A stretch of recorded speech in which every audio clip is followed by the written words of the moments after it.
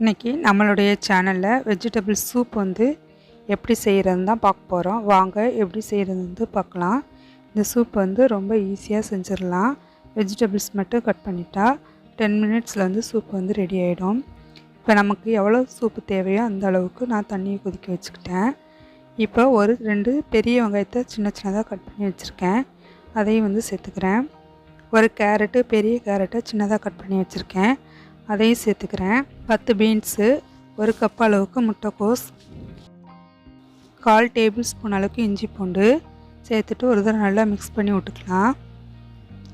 இதுக்கு தேவையான அளவுக்கு உப்பும் இப்போயே சேர்த்துடலாம். இப்போ மூடி வச்சு ஒரு 10 நிமிஷத்துக்கு நல்லா கொதிக்க விட்டு எடுத்துக்கலாம். காய்கறிலாம் நல்லா சாஃப்டாக குக் ஆகணும். காய்கறி வெந்துருச்சான்னு பார்க்கலாம். கேரட்டு நல்லா சாஃப்டாகவே வெந்துருச்சு. காய்கறிகள்லாம் வெந்ததுக்கு அப்புறமா 1 டேபிள் ஸ்பூன் அளவுக்கு கார்ன்ஃப்ளவர் மாவை பாலோடு மிக்ஸ் பண்ணி வச்சுருக்கேன், அதையும் சேர்த்துக்கிறேன்.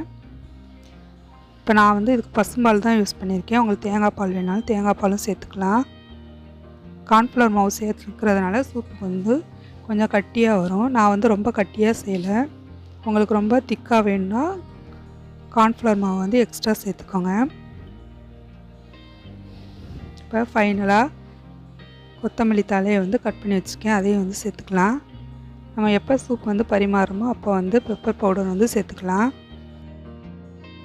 இப்போ நம்மளுடைய எம்மியான சூப்பு ரொம்ப ஈஸியாக ரெடி ஆகிடுச்சு. நீங்களும் உங்கள் வீட்டில் ட்ரை பண்ணி பாருங்கள். நம்ம எண்ணெய் எதுவுமே சேர்க்கலை. 10 மினிட்ஸில் காய்கறி மட்டும் கட் பண்ணிட்டா கொதிக்க வச்சு இறக்குனா நம்மளுடைய சூப் தயார். என்னோடய வீடியோ உங்களுக்கு பிடிச்சிருந்தா ரசான்ஸ் ஹோமுக்கு சப்ஸ்கிரைப் பண்ணுங்கள்.